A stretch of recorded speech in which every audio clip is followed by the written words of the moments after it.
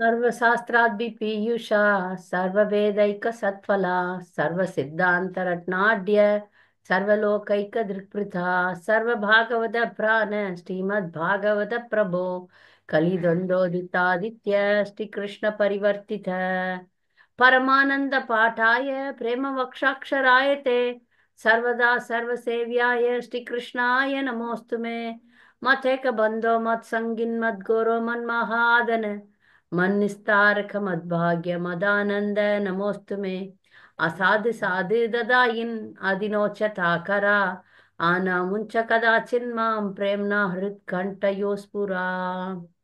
மொழிபெயர்ப்பு. ஓ எல்லா வேத இலக்கியங்களிலிருந்தும் கடைந்தெடுக்கப்பட்ட அமிர்தமே, வேதங்களின் மிக முக்கியமான ஆன்மீக பழமே, எல்லா தத்துவங்களின் முடிவுகளான ஆபரணங்களை கொண்டவரே, உலக மக்களுக்கு ஆன்மீக பார்வையை கொடுப்பவர் மற்றும் வைஷ்ணவர்களின் உயிர் மூச்சாக விளங்குபவரே, பகவானே, நீர் கலியுகத்தின் இருளை போக்குவதற்காக உதித்த சூரியன். உண்மையில் நீர் எங்களிடம் திரும்பி வந்த கிருஷ்ணர். ஓ ஸ்ரீமத் பாகவதமே, உங்களுக்கு என் பணிவான வணக்கங்கள். உங்களை படிப்பவர்கள் உன்னத ஆனந்தத்தை அடைவார்கள், ஏனெனில் உங்கள் எழுத்துக்கள் அவர்களுக்கு தூய பக்தி தொண்டை பொழிகின்றது. நீங்கள் பகவான் கிருஷ்ணரின் அவதாரமாக இருப்பதால் எப்பொழுதும் அனைவரும் உங்களுக்கு தொண்டு புரிய வேண்டும். ஓ ஸ்ரீமத் பாகவதமே, ஓ என்னுடைய ஒரே நண்பரே, என்னுடன் இருப்பவரே, என்னுடைய ஆசிரியரே, என்னுடைய மிகப்பெரிய சொத்துமாகவும் என்னை விடுவிப்பவருமாகவும் இருப்பவரே, என்னுடைய மரியாதை கலந்த வணக்கங்களை ஏற்றுக்கொள்ளுங்கள். ஓ ஸ்ரீமத் பாகவதமே, புனிதமற்றவர்க்கும் புனிதத்தை வழங்குபவரே, மிகவும் வீழ்ச்சி அடைந்தவர்களை உயர்த்துபவரே, என்னை எப்பொழுதும் கைவிட வேண்டாம். கிருஷ்ணருக்கான தூய பக்தி தொண்டுடன் எப்பொழுதும் என் இதயத்திலும் தொண்டையிலும் தோன்றுவீராக. भूतैर्महद्भिर् य इमां पुरो विभोर् निर्माय चेते यतमूष पुरुषः भुङ्क्ते गुणान् षोडश षोडशात्मक सोऽलङ्कृष्ट भगवान् वचांसि मे. ஸ்ரீமத் பாகவதம் 2.4.63. பரமபுருஷ பகவான் பிரபஞ்சத்தினுள் சயனிப்பதின் வாயிலாக மூலப்பொருட்களை கொண்டு படைக்கப்பட்டுள்ள ஜட உடல்களை இயக்குகிறார். 16 பிரிவுகளை கொண்ட ஜடகுணங்கள் அவரது படைக்கும் கருவிகளாக உள்ளன. மேலும் தமது புருஷ அவதாரத்தில் தோன்றும் பகவான் ஜடகுணங்களின் 16 பிரிவுகளிடம் ஜீவராசி கட்டுப்பட்டு கிடக்குமாறு செய்கிறார். அந்த முழுமுதற் கடவுள் எனது தயவு கூர்ந்து எனது கூற்றுகளை கௌரவிப்பாராக. ஸ்ரீல பிரபுபாத் கி ஜாய், ஸ்ரீமத் பாகவதம் கி ஜாய். நம்ம போன வார பாடத்தினுடைய கேள்வி பதில்களை பார்த்துட்டு இந்த வாரம் புது அத்தியாயத்தை படிக்கலாம். தாமதமாக வகுப்பு எடுக்கிறதுனால நிறைய பக்தர்கள் சேரலன்னு நினைக்கிறேன். மெசேஜை படிச்சாங்களா என்னன்னு தெரியல, அதனால என்ன காரணம்னு தெரியல. திரும்பவும் ஒரு முறை வகுப்புல நான் மெசேஜ் போடுறேன்.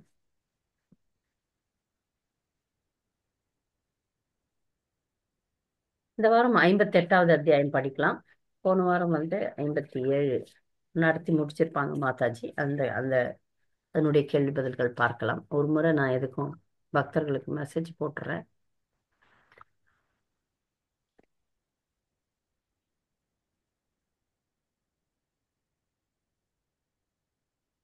எதிர்பாராத விதமா வகுப்பு தாமதம் ஆயிடுச்சு. சில நேரங்கள்ல நம்ம நினைக்கிற மாதிரி காரியங்கள் நடக்கிறது இல்லை, அதனால பக்தர்கள் என்ன மன்னிக்கணும்.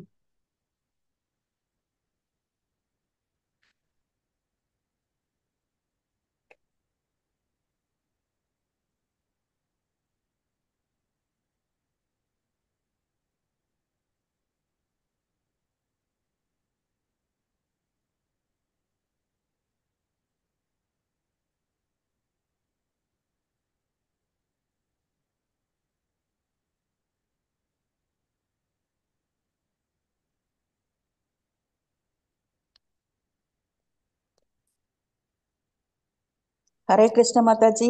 பணிவான வணக்கங்கள் மாதாஜி. பணிவான வணக்கங்கள். நல்லா இருக்கீங்களா மாதாஜி? நல்லா இருக்கும் மாதாஜி. ஹரே கிருஷ்ணா. சேர்ந்துட்டாங்க பக்தர்கள், அதனால பிரச்சனை இல்லை. முதல் கேள்வி. பாண்டவர்களின் மரணத்தை கேள்விப்பட்டு யார் சிறிதும் வருந்தவில்லை, யாரெல்லாம் வருந்தினர்? ஹரே கிருஷ்ணா மாதாஜி. இந்த கொலை முயற்சியில சம்பந்தப்பட்டு கொலை முயற்சியில் சம்பந்தப்பட்டு இருந்தவர்கள் பாண்டவர்களின் மரணத்தை கேள்விப்பட்டு சிறிதும் வருந்தவில்லை. ஆனா அந்த நடந்ததாக கூறப்படும் அந்த விபத்தை பற்றி கேட்டு உண்மையில் வருத்தப்பட்டவர்கள் யாரெல்லாம் பாத்தீங்கன்னா பீஷ்மர், கிருபர், விதுரர், காந்தாரி மற்றும் துரோணர் ஆகியோர். அதுல இருந்து காந்தாரி இந்த துரியோதன கூட்டத்தினுடைய தாயாக இருந்தாலும் பாண்டவர்கள் மேல அவங்களுக்கு அன்பு இருந்திருக்கு. காந்தாரியை பொறுத்த வரைக்கும் காந்தாரி நம்ம ந- தமிழ்நாட்டுல எல்லாம் காந்தாரியை ஒரு நெகட்டிவா காட்டுவாங்க. ஆனா காந்தாரி நிஜமாகவே கற்புடைய பெண். நல்ல நல்ல பெண்மணி. அதனால அவங்களுக்கு நிறைய சக்தியும் இருந்திருக்கு. அவங்க அவங்களுடைய முன்வினை பயனோ என்னவோ, தவறான கணவன் தவறான குழந்தைகள், ஆனா அவங்க நல்லவங்க தான். காந்தாரியை பொறுத்த வரைக்கும் அந்த அம்மா நல்லவங்க. அதனால இப்போ நம்முடைய சூழ்நிலைகள் நம்மை சுற்றி இருக்கிறவங்க எப்படி இருந்தாலும் சரி, நாம நம்ம தர்மத்தை கடைபிடித்தோம் என்றால் நமக்கு வழி தெளிவாக இருக்கும். அதனால பக்தர்கள் பல விஷயங்களை நம்ம பாகவதத்துல இருந்தும் மகாபாரதத்துல இருந்தும் கற்றுக்கொள்ளலாம். அந்த அம்மா கணவர் கெட்டவர். அவங்க முயன்ற வரைக்கும் அவரை தடுத்து நிறுத்தவும் பார்த்தாங்க. ஒண்ணும் முடியல. ஆனா அவங்களுக்குரிய பெருமை அந்த அம்மாக்கு இருக்கு. அந்த சக்தி அவளுக்கு உண்டு. அதுதான் நம்ம இங்க பாக்குறோம். பாருங்க, ஸ்பெசிபிக்கா பாகவதத்துல சொல்றாங்க. இவங்கெல்லாம் கஷ்டப்பட்டாங்க. அவங்க நல்லவங்களா இல்ல பொறாமை பிடிச்சவங்களா இருந்தா பாண்டவர்களுடைய மரணத்தை கேட்டு சந்தோஷம் தான் படுத்திருப்பாங்க. ஆனா அவங்களுக்கு கஷ்டம் வந்திருக்கு அப்படின்னா தெரியுது. நல்லா அவங்க ஒரு நல்ல நல்ல பெண்மணி அப்படின்றது தெரியுது. ரெண்டாவது கேள்வி. அக்ரூரரும் கிருத்தவர்மரும் சததன் சததன்வனிடம் எதை கூறி சேமந்தகமணியை அபகரிக்க செய்தனர்? அக்ரூரரும் கிருத்தவர்மரும் சேர்ந்துட்டு சததன்வன் கிட்ட சொல்றாங்க, நீ போய் அந்த அந்த சேமந்தகமணியை எடு அப்படின்னு சொல்லிட்டு. அதுக்கு காரணம் என்ன? சாந்தாமணி மாதாஜி. ஹரே கிருஷ்ண மக்கள். கிருஷ்ணரும் பாலராமும் துவாரகையில் இல்லாததால் சத்ராஜ்யத்தை கொண்டு அந்த மணியை அபகரித்துக் கொள்ள முடியும் என்று அக்ரூரும் கிருதவர்மனும் எண்ணினர். அவ்விருவரும் சததன்வனிடம் சென்று, நீ எங்களை விட அதிக தைரியசாலி, எனவே நீ கொன்றுவிடு என்று அவனை புகழ்ந்திருக்க வேண்டும் என்று ஸ்ரீதர சுவாமி சுவாமி கூறுகிறார். இருக்கிறார். ஹரே கிருஷ்ண. ஏன்னா இப்ப ஒரு விஷயங்கள் நம்மளுக்கு புரியலன்னா ஆச்சாரியர்களுக்கு அதுக்கு அதுக்கான விளக்கத்தை கொடுப்பாங்க. இவங்க ரெண்டு பேரும் ஏன் அப்படி பண்ணாங்க அப்படின்றதுக்கு நாம நாம நேரடியா இன்வால்வ் ஆகிறத விட வேற யாரையாவது வச்சு அதை நம்ம எடுத்துக்கலாம் அப்படின்னு அவங்க திட்டமிடுகிறார்கள். மூன்றாவது கேள்வி. பக்தர்களாகிய அக்ரூரர் மற்றும் கிருத்தவர்மரும் ஏன் சத்ரஜித்தை கொல்ல திட்டமிட்டனர்? ரெண்டு பேரும் பக்தர்கள். ஏன் அவங்க இந்த மாதிரி காரியம் பண்ணலாமா? பொண்ணு பொருளுக்கு ஆசைப்படலாமா பக்தர்கள்? ஏன் ஆனா ஏன் அது நடந்தது? யார் பதில் சொல்றீங்க? हरे कृष्ण माता जी। சொல்லுங்க மாதாஜி. சரஸ்வதி மாதாஜி. ஹரே கிருஷ்ண. பிரணாப்ஸ் மாதாஜி. சத்ராஜித் பகவான் ஸ்ரீ கிருஷ்ணரை பற்றி துவாரகையில் பொய்யான வதந்திகளை பரப்பி அவரை அவமதித்ததால் அக்ரூரும் கிருதவர்மரும் சத்ராஜித்திடம் கோபம் கொண்டனர். அப்புறம் அக்ரூரர் முதல் தரமான தூய பக்தர் என்ற போதிலும் அவர் பிருந்தாவனத்திலிருந்து பகவான் ஸ்ரீ கிருஷ்ணரை அழைத்து சென்றதால் கோகுலவாசிகளின் கோபத்திற்கு இரையானார். அதனால கிருதவர்மரும் கம்சனும் போஜ வம்சத்தவர்கள் என்ற முறையில் கிருதவர்மர் கம்சனுடன் சகவாசம் கொண்டிருந்ததால் அந்த சகவாசத்திற்காக கிருதவர்மர் துன்பத்தை அனுபவித்தார் என்று சொல்லப்படுகிறது. துன்பம் இல்ல, அவங்க கொலை செய்ய திட்டமிட்டாங்க ரெண்டு பேரு. அக்ரூரரும் கிருத்தவர்மரும் ரெண்டு பேரும் பக்தர்கள். கிருத்தவர்மரும் அக்ரூரரும் பக்தர்கள். இவங்க ஏன் போய் அந்த சாமந்தக மணிக்காக போய் சொல்லணும்? ஏன் கொலை செய்யணும்?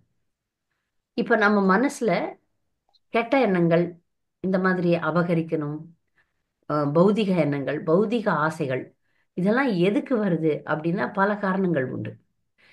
அதுல ஒரு காரணம் வைஷ்ணவ அபராதம். இந்த அக்ரூரர் நல்ல பக்தர் தான். ஆனா ஒரு அபராதம் பண்ணார். கிருஷ்ணரை கோபியர்களிடம் இருந்து பிரித்தார். அதுக்கு அவர் காரணமாயிட்டார். அதுக்கப்புறம் திருந்துவார்னு வச்சுக்கோங்க. அக்ரூரர் அதுக்கப்புறம் திருந்துறார். ஆனால் அந்த இடத்துல இந்த புத்தி அவருக்கு ஏன் வந்தது? பக்தர்களுக்கு ஒரு அபராதத்தை இழைத்தார் அப்படின்னு சொல்லப்படுது. கிருத்தவர்மருக்கு அது பாருங்க, அசத் சங்கமும் நமக்கு மனசுல கலங்கத்தை ஏற்படுத்தும். நம்ம அசத் சங்கத்துல இருந்தோம்னா எப்படியாவது அவங்க மாதிரி நம்ம ஆயிடுவோம். அதனால அபக்தர்களோட சேரும்போது ரொம்ப ஜாக்கிரதையா இருக்கணும். நம்ம ஒரு விரதம் வச்சிருப்போம், அந்த விரதத்தை விட்டுடுவோம். அதனால அபக்தர்களோட இருக்கும்போது ஜாக்கிரதையா இருக்கணும். இங்க கிருத்தவர்மன் கம்சனோட சேர்ந்ததனுடைய தாக்கம் இங்க வந்து ஒருத்தரை கொலை பண்ணிட்டு அந்த மணியை எடுத்துக்கலாம் அப்படின்னு ஆசைப்படுறாங்க. இதுதான் அதனுடைய காரணங்கள். மாதாஜி சத்யபாமாவை ஆஹ், கல்யாணம் பண்ணி கொடுக்கறதா சத்யராஜ் சொல்லிட்டு அதுக்கப்புறம் சத்யபாமாவை கொடுக்கலைங்கவும் அந்த ஒரு கோபமும் இருந்ததா இருக்கும் மாதாஜி. யாருக்கு? சத்யபாமா கிருத்தவர்மன். சத்யராஜ் ரத்தினம் போன்ற அவரது மகளை நமக்கு அளிப்பதாக வாக்களித்த பிறகும் நம்மை அலட்சியம் செய்துவிட்டு கிருஷ்ணருக்கு அவளை கொடுத்து விட்டார். எனவே சத்ரஜித் ஏன் அவரது தம்பியின் வழியை பின்பற்றக்கூடாதுன்னு போட்டிருக்கு. அப்ப அந்த இடத்துல வந்து ஒரு கொலையை பண்றதுக்கு உண்டான ஐடியாவும் எண்ணமும் வர காரணம் சத்யபாமாவை வந்து சத்யராஜித்து குடுக்கறதா சொல்லிட்டு யாருக்கு? கிருத்தவர்மருக்கா இல்ல கிருத்தவர்மருக்கா இல்ல அக்ரூரரான்னு கரெக்டா தெரியல மாதாஜி. அக்ரூரர் இது கிருத்தவர்மர் யாரு? இல்ல அக்ரூரர் தான் பெரியவர் இல்ல, கிருத்தவர்மன். கிருத்தவர்மன் கல்யாணம் பண்ணி கொடுக்கறதா ஃபர்ஸ்ட் சொல்லினாலும் அதுக்கப்புறம் கிருஷ்ணருக்கே சத்யபாமாவை கல்யாணம் பண்ணிட்டனால ஒரு கோபம் இருந்ததாவும் இருக்கு மாதாஜி.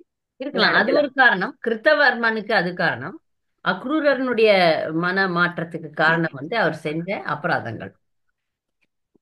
அவர் பக்தர்களுக்கு அபராதம் தெரிஞ்சோ தெரியாமலோ எப்படியாவது இழைச்சோம்னா அது நம்மளை தாக்கும். அதனாலதான் வைஷ்ணவ அபராதத்துல ரொம்ப ஜாக்கிரதையா இருக்கணும். இவரு எவ்வளவு பெரிய பக்தர் அக்ரூரர், ஆனா எவ்வளவு ஒரு தாழ்ந்த நிலைக்கு போயிட்டாரு பாருங்க. பகவான் அப்புறமா திருத்துறாருன்னு வச்சுக்கோங்க. இருந்தாலும் ஐந்தாவது நாலாவது மாதாஜி, நாலாவதுல நாலாவது ஒரு நிமிஷம். நாலாவது ஸ்லோகம் இல்ல அந்த அந்த ஸ்லோகம் வந்து ஓகே சததன்வன். ஓகே, சரி. ஐந்தாவது கேள்வி. சத்யபாமா தனது தந்தையின் மரணத்தினால் மிகவும் துன்பப்பட்டதினால் என்ன நடந்தது? ஹரே கிருஷ்ண மாதாஜி. நாலாவது கேள்வி. எதை சுட்டி காட்டுகிறது? அசத்தமா என்ற சொல் எதை சுட்டி காட்டுகிறது? துஷ்டன் மாதாஜி. சததர்வன் வந்து துஷ்டன். சததர்வன் ஒரு துஷ்ட புத்தி உள்ளவன், சத்ரஜித்தை வெறுத்தான் அப்படின்றது புரியுது. நன்றி. ஐந்தாவது கேள்வி. மாதாஜி நான் சொல்றேன். சொல்லுங்க கேள்வியை சொல்லிடுறேன். சத்யபாமா தன் தந்தையின் மரணத்தினால் மிகவும் துன்பப்பட்டதினால் என்ன நடந்தது? ஸ்ரீல ஜீவ கோஸ்வாமி கூறுகிறார், தன் தந்தையின் மரணத்தினால் சத்தியபாமாவுக்கு ஏற்பட்ட துன்ப உணர்ச்சிகளும் வார்த்தைகளும் சதன்வனுக்கு எதிராக கடுமையான நடவடிக்கை மேற்கொள்ளும்படி லீலா சக்தியால் பகவான் தூண்டப்பட்டார். இது வந்து பல நேரங்கள்ல பகவான் ஒரு சாதாரண மனிதன் மாதிரி நடந்துக்கிற மாதிரி தோணுது. ஏன்னா இப்ப பொண்டாட்டிதாசன்னு சொல்றாங்க இல்லையா, மனைவிக்கு எதனா ஒண்ணுன்னா கணவன் வந்து அப்படியே துடிப்பார், அவர் ரொம்ப ஓவரா ஆக்ட் பண்ணுவார், எல்லாம் நடக்கும். இங்க சத்யபாமா தன் தந்தைக்காக வருந்ததுனால பகவான் பல நேரங்கள்ல சாதாரண மனிதன் மாதிரி, ஒரு மனைவிக்கு ஏதோ ஒண்ணு வேணும் செய்யணும் அப்படின்னா நிறைய நேரங்கள்ல சத்யபாமாவுக்கு அது செய்வார் ருக்மிணியை விட. ஏன்னா சத்யபாமா வந்து கொஞ்சம் அடக்கி ஆள்ற மனைவி, ரொம்ப அடக்குவாங்க பகவான். எனக்கு இது வேணும், எனக்கு அதை வேணும்னு. பின்னாடி கூட வந்து பாத்தீங்கன்னா சத்யபாமா ஒரு பூச்செடியை கேட்பாங்க, பாரிஜாத செடியை கேட்பாங்க. அதுக்கு ஒரு பெரிய சண்டை நடக்க போகுது. இப்ப அப்பா செத்துட்டாங்கன்னு அழுது ஆர்ப்பாட்டம் பண்றாங்க. சரி, நான் வந்து யார் இதை செஞ்சாங்களோ அவங்கள நான் தண்டிக்கிறேன் அப்படின்னு பகவான் வந்து ஒரு முடிவு எடுக்கிறார். அடுத்த கேள்வி, ஆறாவது கேள்வி. ஹேளனம் மற்றும் விருஜினம் என்ற சொற்களின் பொருள் கூறுக. மோகினி ரூபா. பணிவான வணக்கங்கள். ஹேளனமா மாதாஜி இல்லைன்னா ஹோலனமா? புத்தகத்துல ஹோலனம் இருக்கு. அப்படியா? 15 இல்லையா மாதாஜி?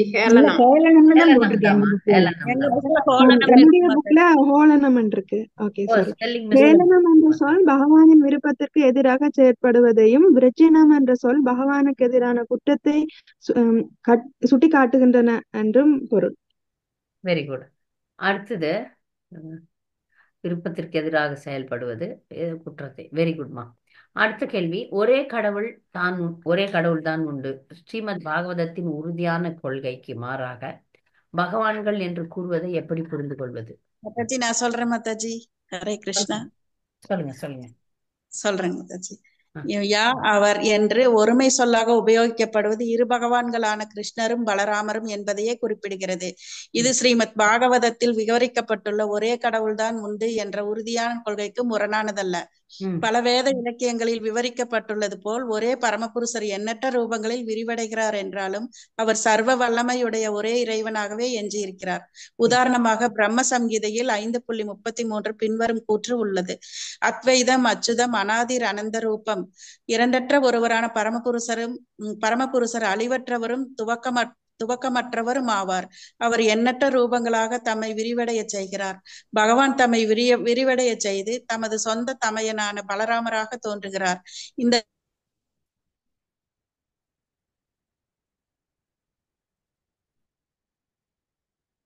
கேக்குதா எல்லாருக்கும்? ஹரே கிருஷ்ணா, ஹரே கிருஷ்ணா.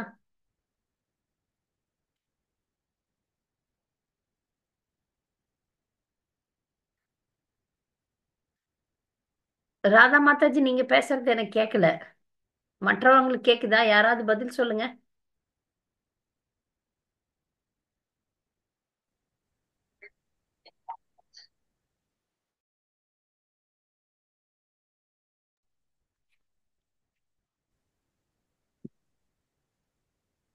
ஹரே கிருஷ்ணா.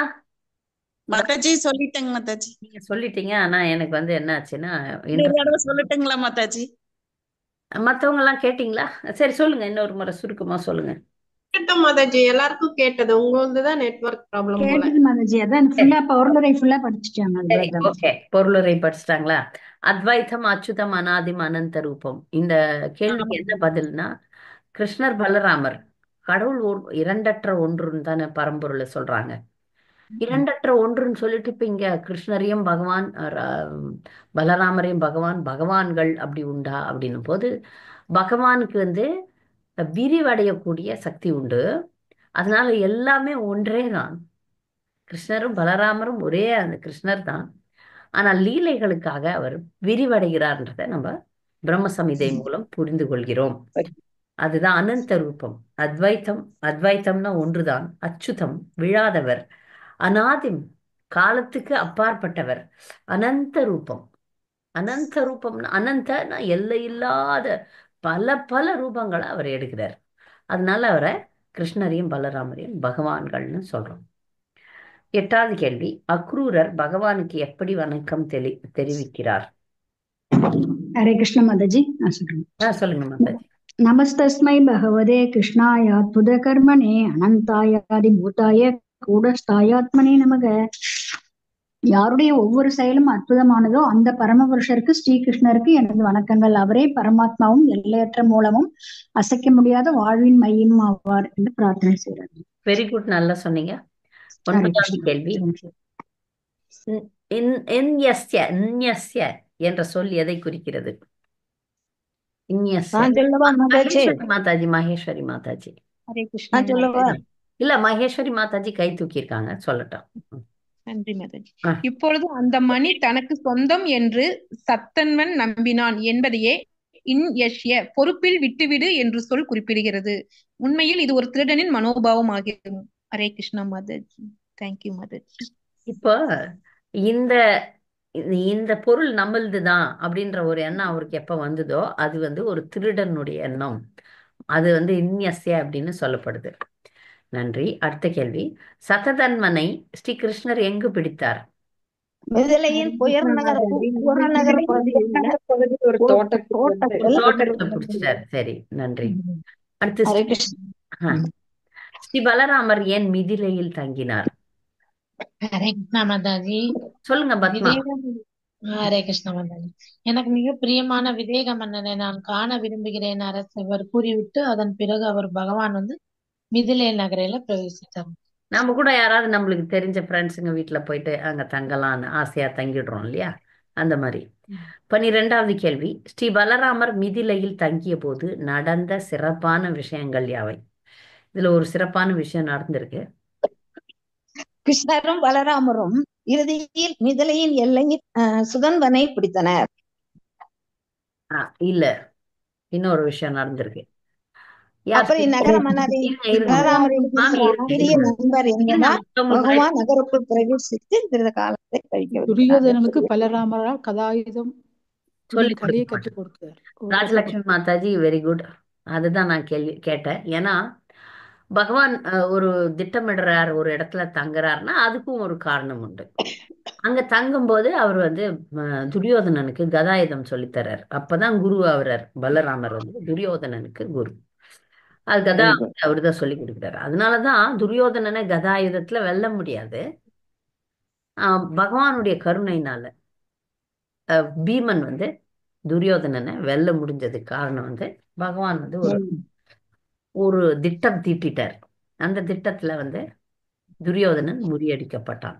ஆனா அங்க இருக்கு மாதாஜி, நான் அது போட்டிருக்கேன், அத இந்த பக்கத்துல படிக்காம விட்டுட்டேன். சரி, ஹரே கிருஷ்ணா. இந்த இடத்துல வந்து நிறைய பேருக்கு ஒரு கோபம் வரும். எப்படி பகவான் வந்து துரியோதனனை அநியாயமாக கொன்னார் அப்படின்லாம் வரும். அதுக்கெல்லாம் ஆச்சாரியர்கள் விளக்கம் அளிக்கிறாங்க. துரியோதனன் என்னதான் பலராமருடைய சீடனாக இருந்தாலும் வாழ்க்கை முழுக்க துரியோதனன் செஞ்ச ஒரே நல்ல காரியம் பலராமரை குருவாக எடுத்தது. நான் வாழ்க்கை முழுக்க தப்பே பண்ணார். துரியோதனன் வந்து முழுக்க தவறுகள் தான்.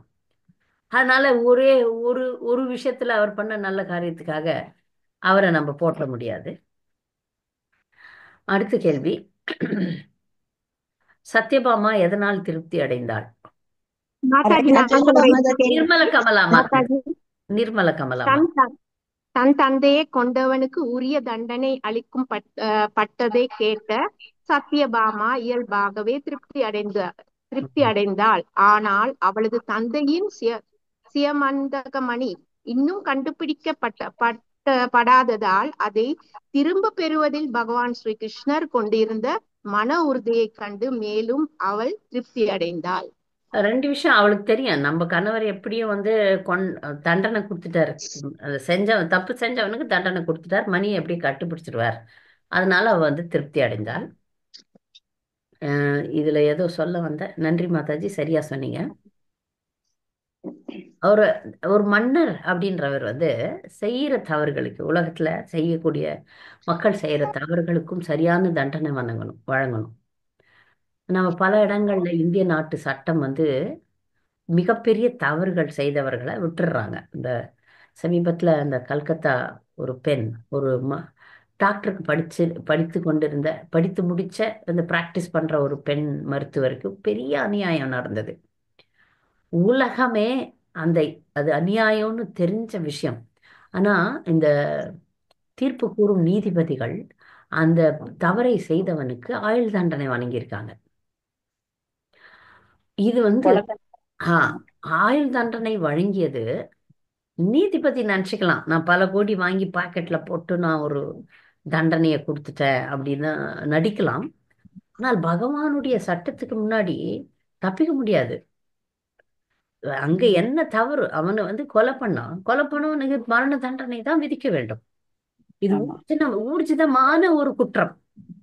அப்ப நீ அங்க ஆயுள் தண்டனை கொடுக்குற, அவனை மன்னிக்கிற, அவனுக்கு சும்மா ஒரு 5000 4000 ஃபைன் போடுற அப்படின்னும் போது அந்த பாவங்கள் அனைத்தும் நீதிபதியும் தாக்கும். பல நேரங்கள்ல நம்ம பாக்குறோம், ரொம்ப நல்லவங்களா இருப்பாங்க, அவங்களுக்கு பல அநியாயங்கள் நடக்கும். ஏன்னா இந்த மாதிரி ஏதாவது முற்பிறவிகள்ல தவறுகள் செய்திருப்பாங்க. அந்த தவறுகள்லாம் எப்போ எங்க நம்மளை காலவாரி விடும்னே சொல்ல முடியாது. நாம் செய்யும் தவறுகள் எங்கன்னா வந்து எப்படியாவது கழுத்தை அறுத்து விடும். அது வரும். அந்த பெண்ணை பொறுத்த வரைக்கும் கூட நான் அப்படித்தான் நினைச்சேன். ஏன்னா ஒரு நல்ல குடும்பத்துல பிறந்திருக்கா, நல்லா படிச்சிருக்கா, நல்லாவே இருந்திருக்கா. ஆனா ஒரு கொடூரமான சாவு. அதற்கும் ஊழ்வினை தான் காரணம். அதுக்கு நீதியும் கிடைக்கல. அது பெற்றோர்கள் இப்ப கஷ்டப்படுறாங்க, நீதி கிடைக்கலையே அப்படின்ட்டு. அதெல்லாம் ஊழ்வினை தான் காரணம். முற்பிறவியினுடைய கர்ம வினை தான் காரணம். ஆனால் இப்ப இந்த தவறுக்கு தண்டனை கொடுக்காத சம்பந்தப்பட்ட அனைவருக்கும் தண்டனை கிடைக்கும். இந்த சட்டம் இருக்கு பாருங்க, பகவானுடைய சட்டம். உன் கையில வந்த விஷயத்த நீ இப்படி பண்ணியா அப்படின்ற அதுக்கும் எல்லா சட்டங்கள் இருக்கு. அதனால இந்த லா ஆஃப் கர்மான்னு சொல்றேன் பாருங்க, அது மிக பலமானது.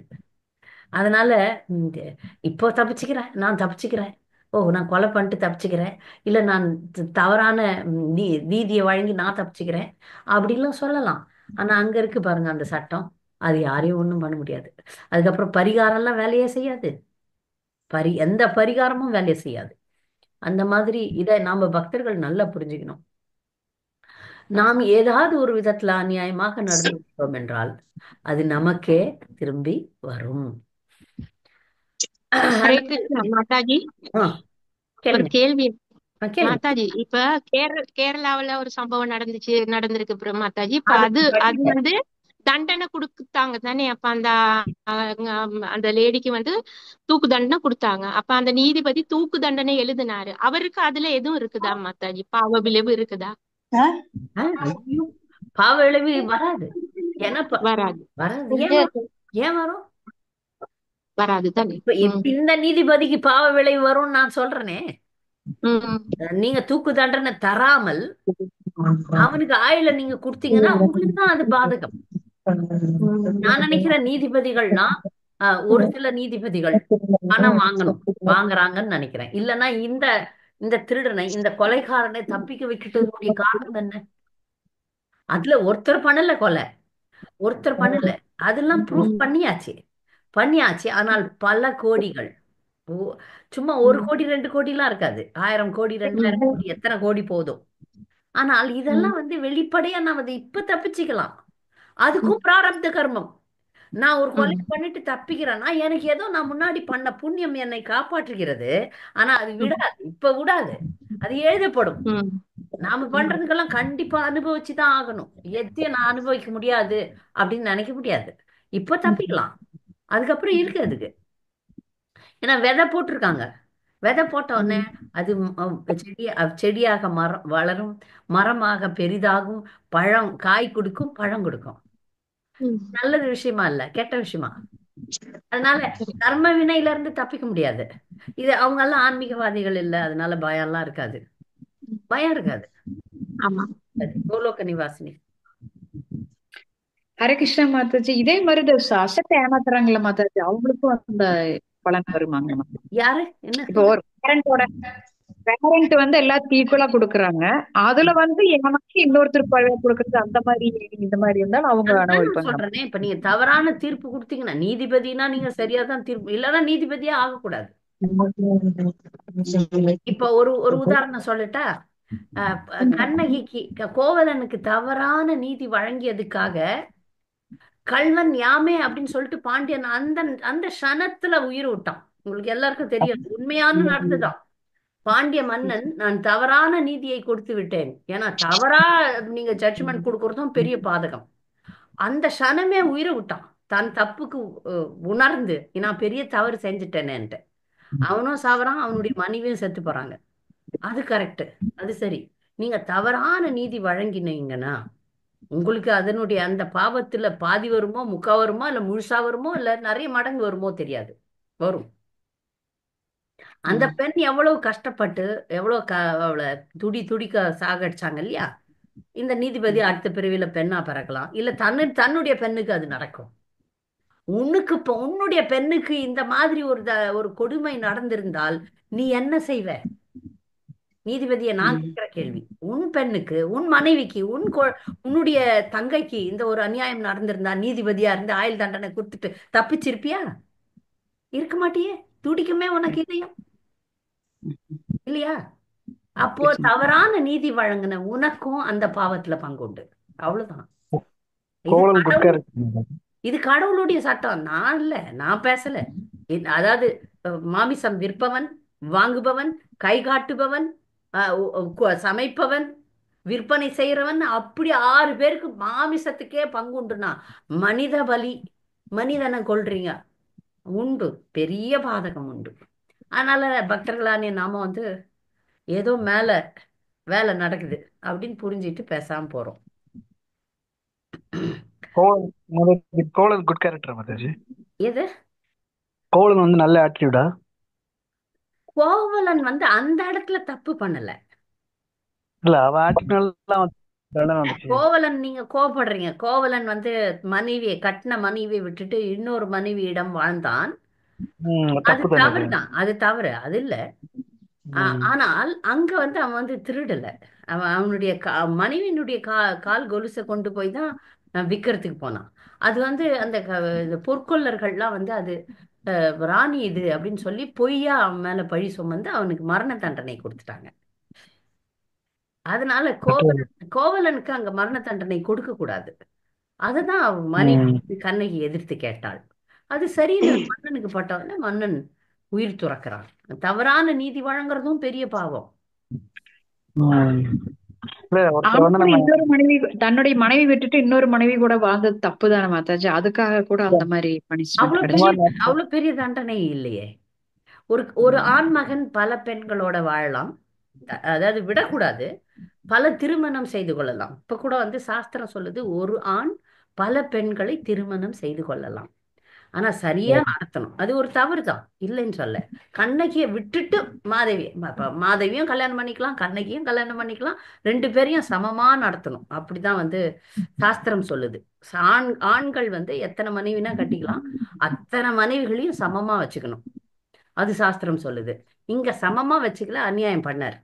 கண்ணகியை விட்டுட்டு தான் மாதவி கிட்ட போனார். அப்புறம் மாதவியை விட்டுட்டு கண்ணகி கிட்ட திரும்ப வந்தார் ஒரு மன பிரச்சனையில. இதுல இல்ல, அது தவறுதான். அதுக்கு மரண தண்டனை பெரிய தண்டனை.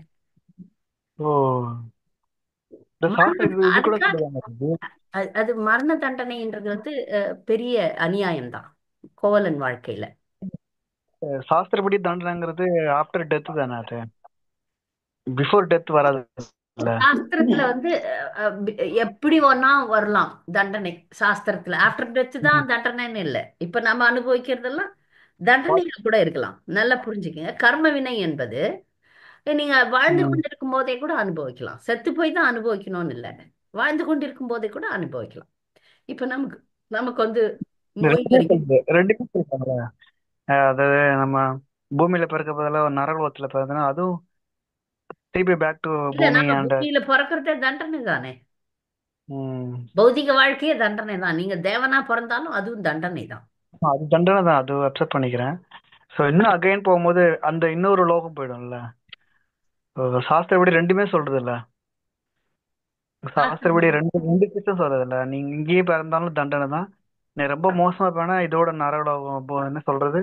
அதாவது எப்படின்னா அந்த தண்டனையிலேயே வந்து கொஞ்சம் சாதாரண தண்டனை, அதிகமான தண்டனை, மிக அதிகமான தண்டனை, அந்த மாதிரி. புரியுதா? மாதாஜி, கோவலனுக்கு கொடுத்த தண்டனையில அதிகமா பாதிக்கப்பட்டது கண்ணகி தானே மாதாஜி? கோவலனை விட பாதிப்புங்கிறது கண்ணகிக்கு தானே மாதாஜி? கண்டிப்பா. அதுதான் பாருங்க, நம்மை சார்ந்தவர்கள் செய்யற தவறுகள் நம்மையும் பாதிக்கும். குழந்தைகள், அதுக்குதான் நான் குழந்தைக்கு நான் சொல்றது, நீ என் குழந்தை இல்லைன்னா நான் இவ்வளோ ஸ்டெப் எடுக்க மாட்டேன், இவ்வளோ முயற்சிகள் செய்ய மாட்டேன். நீ பக்கத்து வீட்டு பையன்னா எனக்கு பாதனை கிடையாது. ஆனா உன்னோட சம்பந்தப்பட்டிருக்கிறேன் நான், அதனால உன்னை வழிபடுத்துவது என்னுடைய கடமை ஆகுது. அதனாலதான் முயற்சி பண்றேன். வெளிநாடுகள்லாம் பாத்தீங்கன்னா 18 வயசாச்சு போயிடு அப்படின்னு அனுப்பிச்சுடுறாங்க. இல்ல சின்ன குழந்தையிலே 5 வயது குழந்தை பிறந்த உடனே அந்த குழந்தைக்கு தனி அறை கொடுக்கணும். பிறந்த உடனே தனி அறை, அவங்க கேமரா வச்சுட்டு இங்கிருந்து இவங்க பார்த்துக்குவாங்களாம். அந்த மாதிரி சில வித்தியாசமான சட்டங்கள், வித்தியாசமான வழிமுறைகள்லாம் வெளிநாட்டுல இருக்கு. அவங்களுக்கு அந்த குழந்தையினுடைய கர்மா அதெல்லாம் தெரியாது வெளிநாடுகள்ல.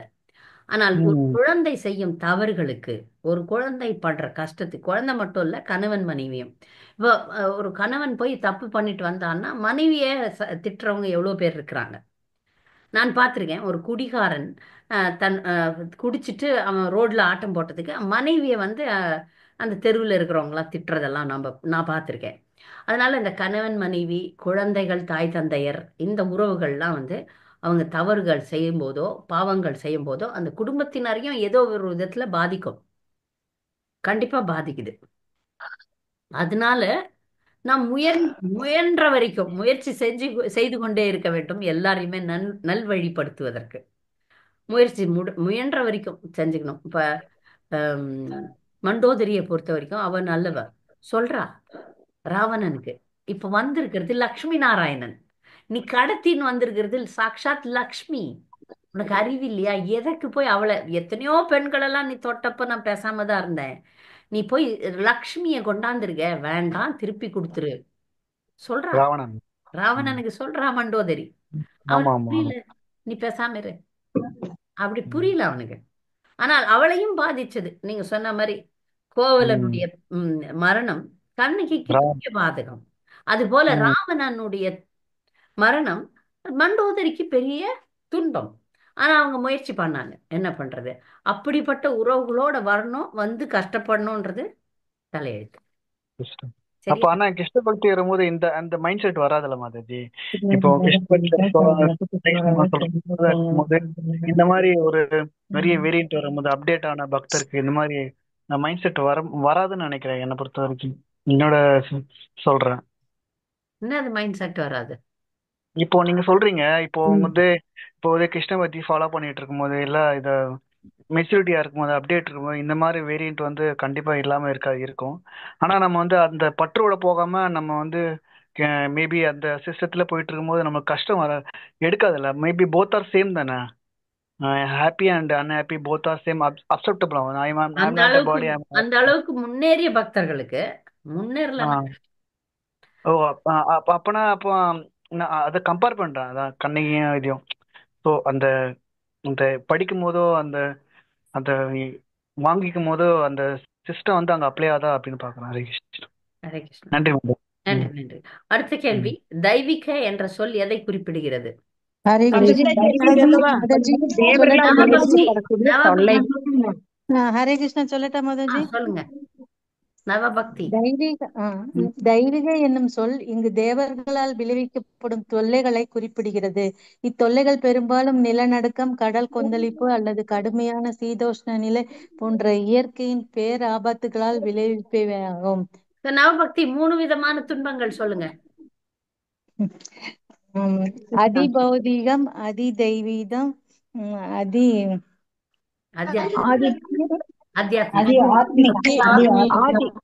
பௌதீகம், ஆதி தெய்வீகம். சரி, நன்றி. தானபதி என்று யார் அழைக்கப்பட்டார்? விஷ்ணு பிரியா. கோகுல்தாசினி பதில் சொல்லிட்டீங்க. விஷ்ணு பிரியா சொல்லட்டும். ஸ்ரீதர சுவாமிங்க அர்த்தப்படி அக்ரூரர் சியமந்தகமணியை எடுத்துக்கொண்டு பவுனாரஸ் நகருக்கு சென்று அங்கு வாழ்ந்து வந்தார். அங்கு அவர் கொடைவள்ளல் தானபதி என்று அழைக்கப்பட்டார். இப்ப அக்ரூரருக்கு நிறைய செல்வம் வந்தது, அதனால அந்த செல்வத்தை தானமா கொடுத்தார், அதனால தானபதின்னு சொல்றாங்க. சேமந்தகமணி ஒரு நாளைக்கு எவ்வளோ தங்கம் குடிச்சதாமே, பல பல கிலோ, 20 டன், எவ்வளோ டன் ஒரு நாளைக்கு கொடுக்குமா. அவர் என்ன பண்ணுவாரு? தானம் பண்ண ஆரம்பிச்சிட்டார். நன்றி. அடுத்தது, நெருங்கிய பழக்கம் அலட்சியத்திற்கு காரணமாகிறது. அனிமா. ஹரே கிருஷ்ண மாதாஜி. பகவான் பூமிக்கு வரும்பொழுது அவர் நிகழ்த்தும் லீலைகள் மானிட செயல்கள் போல் காணப்படுகின்றன. இதனால் நெருங்கிய பழக்கம் அலட்சியத்திற்கு காரணமாகிறது என்று கொள்கை உருவாகிறது. ஹரே கிருஷ்ண மாதாஜி. ஏன்னா இதுக்கு பிரேமபூர்ண பரமேஸ்வரி மாதாஜி இன்னும் விளக்குறீங்களா? இது எப்படி விளக்குவீங்க? ஒரு நடைமுறை உதாரணம் கொடுத்து விளக்குங்க. இப்ப நடைமுறை உதாரணம் மாதாஜி, நான் உங்களை தான் பெரியவங்களா பாக்குறேன். எங்களை விட நீங்க பெரியவங்க. ஆனா நீங்க எங்களோட பிரச்சனைகள் எதுனாலும் நம்மளோட சரிசமத்துக்கு கதைச்சு சொல்றீங்க. அப்படியா இருந்தாலுமே நாங்க நம்மளோட தரத்தை நம்ம நினைச்சுக்கொள்ளணும். மாதாஜி எவ்வளவு பெரியவங்க, அவங்களோட தரத்துக்கு நமக்கு எப்பயுமே போக முடியாது. அவங்க எங்களுக்காக இறங்கி சரிசமத்துக்கு கதைக்கிறாங்க அப்படின்றது மாதாஜி நாங்க நினைச்சு கொள்ளணும். நான் அப்படி நினைக்கிறேன். அதுதான் என்னுடைய உதாரணம் மாதாஜி. இன்னும் விளக்கமா சொல்ல போனா, இப்போ ஒரு ஆன்மீக குருவோட நம்ம பழகிறோம்னு வச்சுக்கோங்களேன். ஆன்மீக குரு மிக உயர்ந்த தளத்துல இருக்கக்கூடிய ஒரு பக்தர். அவர் கூட பழகும்போது அவர் 24 மணி நேரமும் நம்மள பொதுவா ஆன்மீக குரு முழுக்க முழுக்க கிருஷ்ண உணர்வுல இருக்கக்கூடியவர். ஆனா கிட்ட போகும்போது நாம நினைப்போம், நம்மள மாதிரி அவரு சாப்பிட்றார், நம்மள மாதிரி அவரு தூங்குறார், நம்மள மாதிரி அவரு பேசுறார். அப்படின்னும் போது நெருங்கிய பழக்கம் அலட்சியத்துக்கு காரணமாகிறது. ஈஸியா கிடைக்கிறாரு, அப்படியே டேக் இட் ஃபார் கிராண்டட், சகஜமா எடுத்துக்கிறது. அப்போ கிருஷ்ணர் இவங்களோட இருக்கிறார், முழுமுதற் கடவுள் நம்மளோட சாதாரணமா இருக்கிறார். அறியாத பிள்ளைகளும் அன்பினால் உன் தன்னை சிறுபேர் அழைத்தனவும் சீரியருளாதே இறைவா நீ தாராய் பறையலோர் என்பாவாய். ஏன்னா நீ இறைவன் எங்களோட சமமா வந்துட்ட, ஆனா அது தெரியாம உன்னை வந்து ரொம்ப டே யாதவா, டே கண்ணா, கருப்பா அப்படிலாம் சொல்லிட்டோம் நாங்க, அதுக்காக மன்னிச்சிரு அப்படின்னு பக்தர்கள் பாடுறாங்க. அந்த மாதிரி பெரிய பக்தர்களோட பழகும்போது பல நேரங்கள்ல நம்ம தப்பு பண்ணிடுவோம். பல நேரங்கள்ல தவறு செய்வதற்கு வாய்ப்பு இருக்கிறது. ஏன்னா சாதாரணமா இருக்கிறாங்கல்ல, நான் சாதாரணமா தான் இருப்பாங்க. பெரிய ஆளுங்கள்லாம் வந்து அவங்க பெரிய ஆளுங்களாக இருந்தாலும் நம்மளோட பழகும்போது என்ன சொல்லலை, நான் சாதாரண ஆள் தான். அப்போ அவங்க வந்து சாதாரணமா இருப்பாங்க. நல்லா இருக்கீங்களா, எப்படி இருக்கீங்க, என்ன செஞ்சீங்க. எனக்கு சில நேரங்கள்ல என்னுடைய குருதேவர் சொல்லுவார், நீ வந்து எனக்கு சரியாவே சமைக்கலையே, சமைச்சியா, அப்படிலாம் சாதாரணமாக்கி சில விஷயங்கள்லாம் உறவாடுவார். அப்போ நம்ம அவரை அலட்சியமா நான் நினைச்சுக்க கூடாது. கிருஷ்ணரிடம் அந்த மாதிரி நடந்துக்கிட்டாங்க மக்கள், துவாரகா மக்கள். எப்படிலாம் கமெண்ட்ஸ் அடிக்கிறாங்க பாருங்க. அதுதான் பிரபுபாதர் சொல்றார், நெருங்கிய பழக்கம் அலட்சியத்திற்கு காரணமாகிறது அப்படின்ட்டு. பெரிய பக்தர்களோட பழகும்போது இந்த விஷயத்தை நாம் கருத்தில் கொள்ள வேண்டும். இது வந்து அந்த பெரிய பக்தருக்கு ஒன்றும் இல்லை, பழகுகின்ற இந்த சின்னவங்க வந்து அவரை கம்மியா நினைக்கும் போது அபராதங்கள் வரும். அதுல நம்ம ஜாக்கிரதையா இருக்கணும். முக்கியமாக ஆன்மீக குருவோட நம்ம பழகும்போது. அது யாருக்கு, நம்மளுக்கெல்லாம் வராது. யாரெல்லாம் அந்த செக்ரட்டரிஸா இருக்கிறாங்க பாருங்க, செக்ரட்டரிஸா இருக்கிறாங்களா அவங்களுக்கு வந்து சர்வன்ஸ் செக்ரட்டரிஸ் அவங்கெல்லாம் கொஞ்சம் ஜாக்கிரதையா இருக்கணும். அது நான் சில நேரங்கள்ல பார்ப்பேன். இந்த மாதிரி பெரிய பக்தர்களோட நிறைய தாக்கு பிடிக்க முடியாது. அவங்கள கூட நெருங்கிய வட்டத்துல இருக்கக்கூடிய அந்த சேவகர்கள், காரியதர்சிகள் ரெண்டு இருக்கு. ஒன்று செக்ரட்டரிஸ், ஒன்று வந்து சர்வன்ஸ். செக்ரட்டரி வேற, சர்வன்ஸ் வேற, வேலையாட்கள்ன்றவங்க வேற, காரியதர்சின்றவங்க வேற. இவங்கெல்லாம் வந்து அங்க ரொம்ப தாக்கு பிடிக்க மாட்டாங்க. ஏன்னா நிறைய அபராதங்கள் செய்வாங்க, அதனால தூக்கி வீசப்படுவார்கள். அதனால அதையும் ஜாக்கிரதையா இருக்கணும். தெய்வத்திற்கிட்ட அதுக்கு தான் சொல்றாங்க, நீங்க விக்கிரக வழிபாடு செய்யும் போது அபராதங்களுக்கு ஏராளமான வாய்ப்புண்டு. எனக்கே கிடைச்சிட்டாரே. இப்போ உதாரணமா இங்க ராதா மாதவர் இருக்கிறார் விக்கிரகம், நான்லாம் தூரம் நின்று பயபக்தியோட கும்பிட்டுட்டு வந்துடுறேன். ஆனா அங்க அவருக்கே தினமும் போய் மாலை கட்டுறவங்க, தினமும் போய் அவருடைய உடைகளை சரி பண்றவங்க, அவருக்கு காது போடுறாங்க, பொட்டு வைக்கிறாங்க, என்னென்னவோ சர்வீஸ் இருக்கு. அதை செய்பவர்கள் அலட்சியமாக மாறுவதற்கு வாய்ப்புண்டு. கிட்டே இருக்கிறார் கிருஷ்ணர் சிலை அப்படின்னு நினைக்கலாம், நம்மளுக்கு ஈஸியா கடிச்சிட்டாருன்னு சீப்பா நினைச்சுக்கலாம். இதுதான் இந்த பழமொழிக்கு அர்த்தம். அதனால அங்க வந்து நமக்கு அதனுடைய வேல்யூ தெரியாமல் போறதுக்கு வாய்ப்பு இருக்கு. கிட்ட போயிட்டோம்னா தகுதியோட இதனுடைய மகத்துவம் தெரிந்து நாம கிட்ட போனோம். மகத்துவம் தெரியாம கிட்ட போனவங்களெல்லாம் தூக்கி வீசிரும், அவ்வளவுதான். அது நான் என்னுடைய வாழ்க்கையில பல நேரங்கள்ல பார்த்திருக்கேன். அதனால இது அனுபவபூர்வமாக இந்த ஒரு அறிவுரையை பக்தர்களுக்கு நான் வழங்குறேன். மூத்த பக்தர்களாக இருக்கட்டும், பகவானாக இருக்கட்டும், குருதேவர்களாக இருக்கட்டும், நம்ம அலட்சியமாக இருக்கக்கூடாது, அவ்வளவுதான். அடுத்து 17வது கேள்வி. துவாரகை மக்கள் பகவானை தவறாக பேசியதை நிறுத்த பகவான் என்ன செய்தார்? இது 17வது கேள்வி. இன்டர்நெட் நகல் தடைப்பட்டது. பதில் சொல்றீங்களா? இல்ல நான் உனக்கு சின்ன ஒரு கேள்வி சுதர்ஷன் அப்புறம் வச்சுக்கலாம், ஏன்னா நேரம் ஆகுது. நான் ஆரம்பிச்சதே கிளாஸ் லேட் ஆயிட்டேன். நான் உங்களுக்கு அப்புறமா பதில் சொல்றேன். கனிமொழி பதில் சொல்லுங்க. ஹரே கிருஷ்ணா மாதாஜி. துவாரகா மக்கள் எல்லாம் அக்ரூரர் வந்து ஒரு கிருஷ்ணர் போட்டியா நினைக்கிறாருன்னு தப்பா நினைச்சாங்க. ஃபர்ஸ்ட் போட்டியா நினைச்சிட்டு அவரை வந்து அரட்டை அடிச்சு பேச ஆரம்பிச்சிட்டாங்க. அக்ரூரரை வந்து போட்டியா நினைச்சிட்டாரே கிருஷ்ணா அப்படின்னு சொல்லி. அதனால கிருஷ்ணா தனக்கு ஏற்பட்ட அந்த அவமானத்தையும் போட்டிக்கிறதுக்காக அவர் என்ன பண்றாருன்னா, துவாரகையில பேராபத்துக்கள் விபத்துக்கள் வர்ற மாதிரி ஒரு சூழ்நிலையை ஏற்படுத்துறாரு பகவானே. ஏன்னா அக்ரூரரை திரும்ப வர வைக்கணும் அப்படின்னு சொல்லி ஒரு நிலையை ஏற்படுத்தணுங்கிறக்காக மாதாஜி. சோ மக்கள் வந்து பகவானை அலட்சியமா எடுத்துக்கிட்டு இந்த இடத்துல அவரையே கேலி பேச ஆரம்பிச்சுட்டாங்க. அது வந்து இந்த பகவத்கீதையில சொன்ன மாதிரி மூடர்கள் நான் வரும்போது என்னையவே ஏளனம் பண்ணிடுறாங்கிறாங்கல்ல, அந்த இடத்த இங்க மென்ஷன் பண்ற மாதிரி இருக்கு மாதாஜி. அவிஜானாதி மாமூடா அது மாதிரி இல்ல. அவஜானந்தி மாமூடா. அது இவங்க வந்து இவங்களுக்கு தெரியும் கடவுளை பத்தி, ஆனாலும் சில நேரங்கள்ல தவறுகளை செய்யறாங்க. அதனால அந்த தவறுகளை அவங்க செய்யாம இருக்கிறதுக்காக இந்த லீலை எல்லாம் பண்றாரு. நிறைய பேராபத்துகளை ஏற்படுத்துறாரு. திரும்பவும் அக்ரூரரை திரும்பி கொண்டாடணும் அப்படின்னு பாக்குறாரு. அடுத்து 18வது கேள்வி. காசியில் வறட்சி ஏற்பட்ட போது எதனால் மழை பெய்தது? மாதாஜி நான் சொல்லவா? மாதாஜி ஹரே கிருஷ்ண நான் மாதாஜி, சொல்றேன். நான் சொல்றேங்க. சொல்லுங்க ஹரே மாதாஜி. கிருஷ்ண. அமுலு மாதாஜி சொல்லுங்க. காசியில் மழை பெய்து இந்த தேவன் இருக்கும்போது காசி தன் வீட்டுக்கு வந்திருந்த சகோதரருக்கு தன் மகன் சாந்தினியை போட்டார். அதனால் அந்த உடனே காசியில் மழை பெய்தது.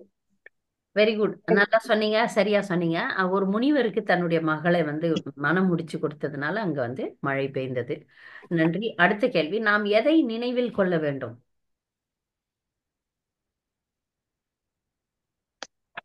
ஏதோ ஒண்ணு நினைவில் கொள்ள வேண்டும் அப்படின்னு சொல்றாங்க. 19வது கேள்வி. யார் பதில் சொல்லுவீங்க? ஹரே கிருஷ்ண மாதாஜி. ரிபுஹரா மாலினி மாதாஜி. துவாரகை பகவான் ஸ்ரீ கிருஷ்ணரின் நித்திய வசிப்பிடம் என்பதை நாம் நினைவில் கொள்ள வேண்டும். ஹரே கிருஷ்ணா. அவர் வந்து சாதாரண மன்னனை போல லீலை புரிஞ்சாலும் அது வந்து நித்தியமான ஒரு இடம் அப்படின்றத புரிஞ்சுக்கணும். 20வது கேள்வி. பகவான் அக்ரூரருக்கு அளித்த உபசரிப்பிலிருந்து என்ன தெரிகிறது? மாதாஜி நான் சொல்றேன். சொல்லுங்க. அக்ரூரர் உண்மையாகவே பகவானின் சிறந்த பக்தர் என்பதை பகவான் கிருஷ்ணர் அவருக்கு அளித்த உபச்சாரம் நிரூபிக்கிறது. நன்றி. அடுத்த கேள்வி. சியாமந்தகமணி சத்யபாமாவின் மகனுக்கு சேர வேண்டும் என்பதை விளக்குக. ஹரே கிருஷ்ண மாதாஜி. சொல்லுங்க. சத்ராஜித்திற்கு மகன்கள் இல்லை என்பதாலும் அவரது மனைவிகளும் அவருடன் கொல்லப்பட்டனர் என்பதாலும் அவரது மகளான சத்யபாமாவுக்கு பரம்பரை சொத்தில் ஒரு பகுதியான சேமந்தகமணியில் நாட்டமில்லை என்பதாலும் அது முறைப்படி அவளது மகன்களுக்கு சொந்தமாகும். சத்யபாமா கர்ப்பவதியாக இருந்தால் அவளது மகனே சேமந்தமணிக்கு உண்மையான உரிமையாளன் என்பதையும் அக்ரூரிடமிருந்து அடைவது நிச்சயம் என்பதையும் பகவான் ஸ்ரீகிருஷ்ணர் குறிப்பாக உணர்த்தினார். இப்ப இந்த எந்த சொத்துமே வந்து ஒரு வீட்டுல வந்து ஆண் வாரிசு இல்லைன்னா அது பெண்ணுக்கு பிறக்கக்கூடிய ஒரு ஆண் குழந்தைக்கும் சேரும். அதுதான் இங்க வந்து சொல்றது. சத்யபாமானுடைய அப்பாவுக்கு வந்து வேற யாரும் இல்லை, மனைவிகள் இல்லை. முதல்ல சொத்து வந்து மனைவிக்கு தான் போகும். கணவனுடைய சொத்து மனைவிக்கு போகணும். மனைவிகளும் யாரும் இல்லை, அதனால மகளுக்கு போகுது. மகள் தான், மகன் கிடையாது. அதுலயும் அவளுடைய மகனுக்கு போய் சேர வேண்டும் அப்படின்றது வந்து சட்டப்படி தர்மப்படி அங்கதான் போகணும். அதனாலதான் இந்த சேமந்தகமணி சத்யபாமாவினுடைய மகனுக்கு சென்று செல்ல வேண்டும். இவன் அக்ரூரர் கூட எடுக்கக்கூடாது. அதை சத்யபாமா தான் வாரிசு, அதனால அவளுடைய மகனுக்கு தான் போகணும். 22வது கேள்வி. விலை உயர்ந்த பொருட்களின் இயல்பு யாது? ஹரே கிருஷ்ண மாதாஜி. சொல்லுங்க ராதா. சொல்றேங்க மாதாஜி. விலையுயர்ந்த ஒரு மணி எப்படி அளவுக்கு அதிகமான சதி, கொடுமை, துன்பம் ஆகியவற்றை விளைவித்துள்ளது என்பதை இந்த அத்தியாயத்தில் நாம் காணலாம். தொல்லையற்ற ஆன்மீக வாழ்வை விரும்புபவர்களுக்கு இது ஒரு நல்ல பாடம் என்பதில் ஐயமில்லை. நம்ம முக்கியமா விலை உயர்ந்த பொருள், விலை உயர்ந்த விஷயங்கள் மொபைல் போனை கையில வச்சு நம்ம யாருக்கும் நிம்மதியே கிடையாது இல்லையா? விலை உயர்ந்த ஒரு பொருள் எப்படியும் 10,000 ரூபாய் இருக்கும். அதை தூக்கிட்டு நம்ம சுத்தும் போது எப்பவுமே கவனம் அதுலயே இருக்குது. அதனால பரவாயில்ல. இப்ப பெரிய பெரிய கோயிலுக்கெல்லாம் போகும்போது மொபைலை விட்டுடு, போனை விட்டுடு, எல்லாத்தையும் விட்டுட்டு பீட் பேக் மட்டும் எடுத்துன்னு உள்ளவா, நிம்மதியா இருக்கலாம் அப்படின்னு தோணுது. அது நான் வந்து பல இடங்கள்ல உணர்றேன். இந்த கோயில்ல மொபைல் வேண்டாம் அப்படின்னு சொல்ற கோயில் ரொம்ப நல்லதா நான் ஃபீல் பண்றேன். நான் ஃபோன் பேச மாட்டோம், போட்டோ எடுத்துன்னு நேரத்தை வீணடிக்க மாட்டோம். அப்போ சமீபத்துல திருப்பதியில போனப்போ ஒரு மிகப்பெரிய அமைதி என் மனதில் இருந்தது. என்ன காரணம்னு யோசனை பண்ணி பார்த்தா என்கிட்ட மொபைல் இல்லை. எப்பெல்லாம் நம்ம பக்கத்துல அது ஒரு பொருள், அது நம்முடைய மனதை தொல்லை கொடுக்கக்கூடிய ஒரு பொருள், அது இருக்கிற வரைக்கும் பாருங்க நிம்மதி இல்லை. யாருது ஃபோன் வரும், யாருது மெசேஜ் வரும், இதுக்கு என்ன பதில் சொல்வேன், அதுக்கு என்ன பதில் சொல்வேன், இதை எப்படி செய்வேன், அதை எப்படி, இப்படியே நம்முடைய மனம் அல்லாடுகிறது. அதெல்லாம் இல்லாம பகவானை மட்டுமே நினைச்சிட்டு போங்க அப்படின்னு சொல்லிட்டு எந்த கோயில்ல சொல்றாங்களோ அங்க வந்து நமக்கு கண்டிப்பாக நிம்மதியாக பகவானை நம் வழிபட முடிகிறது. இது ஒரு உதாரணம். வேற எந்த ஒரு விலை உயர்ந்த பொருளை நீங்க எடுத்துக்கிட்டீங்கனாலும் இந்த பிரச்சனை உண்டு. வைரம் வச்சிருக்கோம், தங்கம் வச்சிருக்கோம், விலை உயர்ந்த பொருட்கள் வச்சிருக்கோம். சமீபத்துல ஒரு பக்தர் ஃபீட்பேக் நான் சொன்னேன், வகுப்புல சொன்னேன்னு நினைக்கிறேன். பீட் பேக்கை ட்ரெயினில் விட்டுட்டார். இதே அவர் மணி பர்ஸையோ இல்லை மொபைல் ஃபோனையோ வச்சுருந்தா மீட்டு இருக்க முடியாது. அந்த பீட் பேக் அந்த குறிப்பிட்ட பக்தருக்கு மிக முக்கியமான பொருள், மற்றவங்களுக்கு அது ஒன்றுமே கிடையாது. அதனால திரும்பி வந்துடுச்சு. கண்டுபிடிச்சு நாங்கள் வந்து அதை போராடி கண்டுபிடித்து அந்த பக்தரிடம் அது போய் சேர்ற மாதிரி பண்ணிட்டோம். அவங்களுக்கே சொன்னேன், நான் பேசும்போது சொன்னேன், இது வந்து ஒன்றும் இல்லை, இது நாங்கள் பக்தர்கள் வச்சு ஜெபம் பண்ணுறது, உங்களுக்கு எந்த விதத்துல அது பலன் அளிக்காத பொருள்னு பூடகமாக சொன்னேன். ஏன்னா ஸ்ட்ராங்காக சொல்லிட்டா எங்களை திருடன் நினச்சிக்கிறியா அப்படின்னு சொல்லுவாங்கன்ட்டு பூடகமாக அது வந்து பக்தர்களுக்கு ரொம்ப முக்கியமான பொருள், உங்களுக்கு அது எந்த விதத்துலையும் உதவாது, அது தயவு செய்து கொடுங்க அப்படின்னு சொன்னோன்னே அவங்க தயாராக திருப்பி கொடுத்துட்டாங்க. இதே ஒரு மணி பர்ஸாகவோ இல்லை மொபைல் ஃபோனாகவோ இருந்திருந்தால் நம்பிக்கையே கிடையாது, வருமானம் வந்திருக்காது. ஏதோ மிகப்பெரிய ரொம்ப நல்லவங்களா இருந்தால் தேடி கண்டுபிடிச்சு திரும்பி கொடுப்பாங்க, இல்லைன்னா கிடைக்காது. ஸோ இந்த விலை உயர்ந்த பொருட்களை நாம் பெரும்பாலும் விட வேண்டும். நமக்கு தேவையான அத்தியாவசியமான பொருட்கள் வச்சுக்கணும். ஆனால் விலை உயர்ந்த பொருட்கள்லாம் பல பாதகங்களை ஏற்படுத்தும். இந்த சேமந்தக மணி இல்லைன்னா சாப்பிட முடியாதா, தூங்க முடியாதா? நமக்கு வாழ்வார ஆதாரத்துக்கு வேண்டிய பொருளை வச்சுக்கலாம். ஆனால் மிக உயர்ந்த இந்த வைரம் நீங்கள் பார்த்தீங்கன்னா, அந்த கோஹினூர் வைரம் அப்படின்னு ஒரு கதை சின்ன வயசுல நான் படிச்சிருக்கேன். அந்த வைரம் யாருக்கிட்டலாம் போதோ அவங்கெல்லாம் செத்து போயிடுவாங்க. அந்த விலை உயர்ந்த பொருளுடைய துர்பாகிய நிலையை பாருங்களேன். அது எதுக்கு அது எதுக்கு ஒரு பொருள் நமக்கு இன்பத்தை தர வேண்டும், நிம்மதியை தர வேண்டும், அது நமக்கு பீட்பேக் தான். நமக்கு ஆனந்தத்தை தர வேண்டும். அதனால இது பாருங்க, பௌதிகவாதிகளுக்கு இது ஒண்ணுமே கிடையாது. பீட்பேகு மாலை இதெல்லாம் பௌதிகாச்சே, திரும்பியே பார்க்க மாட்டான். யாருன்னா பீட்பேக் திருடுவானா? திருட மாட்டான். ஒருவேளை பக்தர்கள் சபையில் அதுவும் நடக்கலாம், தெரியல. அது யாருக்கும் உதவாது. பௌதிகவாதிகளுக்கு பீட்பேக் எல்லாம் அவ்வளோ பொருட்டு கிடையாது, அதை ஒன்றும் பண்ண முடியாது. ஆனால் அது நமக்கு மிகப்பெரிய ஆனந்தத்தை தருகிறது. அதனால இதை வச்சுப்போம், அதெல்லாம் தூக்கி போட்டுருவோம். 23வது கேள்வி, பரமபுருஷர் இவ்வத்தியாயத்தில் எதை நிரூபித்து காட்டுகிறார்? எதையோ நிரூபித்து காட்டுகிறார். யார் சொல்றீங்க? விஜயலட்சுமி மாதாஜி. ஹரே கிருஷ்ணா. 2வது தடவையாக சேமந்த மணியினால் பகவானின் நட்பெயருக்கு ஏற்பட்ட களங்கம் அந்த மணியினாலே அகற்றப்பட்டது. உண்மையில் பகவான் துவாரகையில் தன் நேர்மையை நிலைநாட்டுவதற்காக 2வது முறையாக அந்த மணியை கொண்டு வந்தார். பகவான் ஸ்ரீ கிருஷ்ணர் வேற ஏதோ பதில எதிர்பார்க்கிறேன். கடைசி கேள்விக்கு பதில் நான் எதிர்பார்க்கறது வேற. யார் பதில்? சொல்றீங்களா? இருங்க, ரிப்புஹரா மாலினி மாதாஜி சொல்லட்டும். ஹரே கிருஷ்ணன். பரமபுருஷனான பகவான் ஜட உலகம் முழுக்கையே குற்றம் கண்டுபிடிக்கும் இயல்பு நிறைஞ்சிருக்கு மாதாஜி. மேலும் விரும்பத்தகாத இந்த குணத்தனம் தன்மையை வந்து பரமபுருஷன் இந்த அத்தியாயத்துல நிரூபிச்சு காட்டுறாரு. ஹரே கிருஷ்ணன். அந்த உலகம் முழுக்குமே குற்றம் கண்டுபிடிக்கிற இயல்பு இருக்கு. இந்த தன்மையை பகவான் காட்டுறார் நமக்கு. பகவானை கூர்ந்து கவனிப்பவர்கள் அவரை தூசிக்கும் வாய்ப்பு உண்டு. ஆனால் பகவான்கிட்டயே போய் பகவானையே நம்ம வந்து குற்றம் காண்றோம். இப்ப குற்றம் காணும் இந்த குணத்தை நம்மிடம் இருந்து எடுக்க வேண்டும். அதான் நாம கத்துக்கிற பாடம். வேற ஏதாவது? எடுத்த உடனே குற்றம் தான் வரும். நல்லதெல்லாம் அவ என்னவோ நிறைய நல்லது செஞ்சிருப்பா, அது வராது. என்ன குற்றம் இருக்குன்னு கண்டுபிடிச்சு உள்ள நுழையும். அது நம்ம அடியோட நம்முடைய சிஸ்டம், நம்முடைய இதுல இருந்து எடுத்துடணும். அதுக்கான முயற்சிகளை செய்ய வேண்டும். சரியா? அதுக்கான முயற்சிகளை செய்யணும், இடைவிடாம செய்யணும். பக்தர்களுக்கு ஏதாவது பொதுவான கேள்விகள் இருக்கா? நம்ம வேகமா போனோம், 12 மணி ஆக போகுது. ஹரே கிருஷ்ண மாதாஜி. ஒரே மாதாஜி, பதம் 13ல பகவான் ஹேளனம் விருஜினம், பகவானுக்கு எதிரான செயல்படுதல், பகவானுக்கு எதிரான குற்றங்கள், இரண்டுக்கும் ஒரே அர்த்தங்களா மாதாஜி? வேற வேற செயல்களா மாதாஜி? பகவானுக்கு எதிரான குற்றங்கள், பகவானுக்கு எதிரான செயல்கள், அதானே? ஆமாங்க மாதாஜி. 13 ஹேளனம், பகவான் விருப்பத்திற்கு எதிராக செயல்படுதல். செயல்படுதல் வேற, குற்றத்தை சுட்டி காட்டுகிறது, பகவானுக்கு எதிரான குற்றத்தை. நம்ம செயல்படும் போது அது குற்றமா மாறிடுமல்ல மாதாஜி, அபராதமா? ஆமா ஆமா, இருங்க. ஹேளனம் ரெண்டும் ஒரே மாதிரி தான். விருஜினம், ஹேளனம் விருஜினம். இங்க ஹேளனம் இருக்கு குற்றம் செய்யறது. விருஜினம் என்பது செய்யக்கூடிய அந்த குற்றத்தை காட்டுகிறது. மாதாஜி வார்த்தைக்கு வார்த்தையில விருஜினம்னா தொல்லைன்னு போட்டிருக்காங்க மாதாஜி. இங்க வந்து அந்த பொருளுரையில வந்து பகவானின் விருப்பத்திற்கு எதிராக செயல்படுதல் வந்து ஹேளனம். சரிங்க மாதாஜி. அப்ப விருஜினம் என்ற சொல் வந்து நீங்க செய்யறீங்களா அந்த குற்றம்,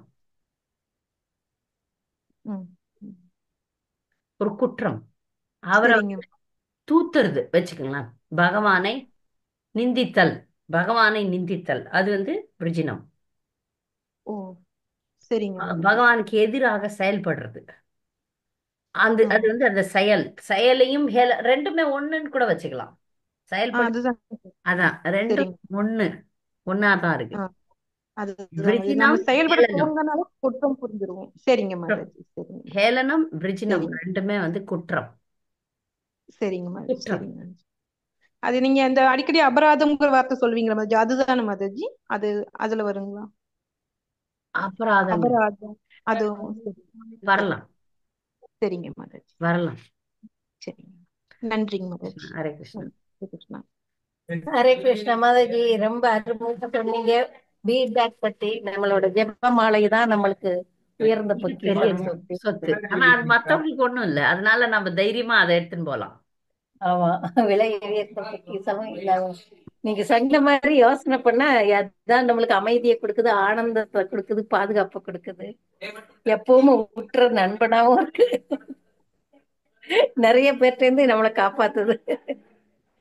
ஹரே கிருஷ்ணா. நன்றி மாதாஜி உங்களோட ரியலைசேஷனுக்கு. ஹரே கிருஷ்ணா. அடுத்த பாடத்துக்கு போலாமா? சரி மாதாஜி, கிருதவர்மர் யாரு மாதாஜி? அந்த அந்த அரசவையிலேயே இருக்கிறவர், கிருஷ்ணருடைய அரசவை, துவாரகையில அரசவை இருக்கு இல்லையா, அதுல நிறைய பேர் இருக்கிறாங்க, அதுல ஒருத்தர் அவர்.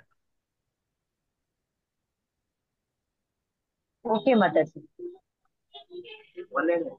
சரி, ஹரே கிருஷ்ணா. அடுத்த பாடத்துக்கு போலாம்.